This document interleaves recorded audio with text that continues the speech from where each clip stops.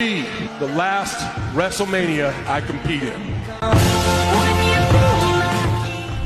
Wrestling দুনিয়া থেকে অবসর নিচ্ছেন জন সিনা। 2025 সালটাই হতে যাচ্ছে এই কিংবদন্তির শেষ বছর। কানাডায় WWE money in the bank অনুষ্ঠানে গিয়ে অবসরের কথা জানান এই রেসলার। রিংয়ে প্রবেশের সময় জন সিনা একটি তোয়ালে তুলে ধরেন, যেখানে লেখা এবার শেষ সময়। তার টি শার্টেও লেখা ছিল জন সিনার ফেয়ারওয়েল ট্যুর 2025।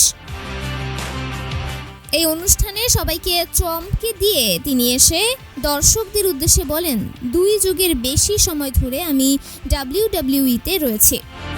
আমার যখন যে অবস্থানে আছি সেখানে আসার যাত্রাটা আমি পুরো দেখেছি।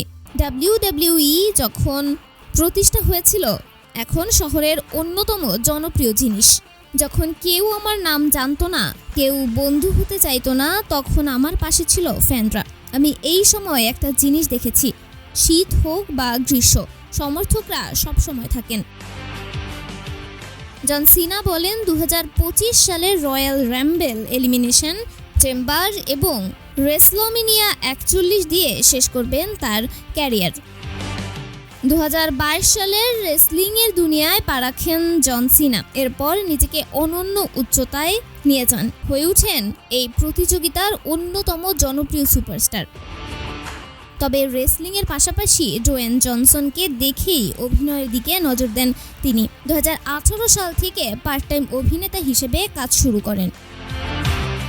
রেসলমেনিয়া 40-এ তিনি কোডি রোডসকে সাহায্য করেন রোমান রেইন্সকে হারিয়ে WWE চ্যাম্পিয়নশিপ জিততে। পেশাদার রেসলিং থেকে জন সিনার এই অপ্রত্যাশিত অবসরের ঘটনায় চমকে গিয়েছেন তার ভক্তরা। তার শেষটা স্বপ্নের মতো হোক, এমনটাই চাইছেন ভক্তরা।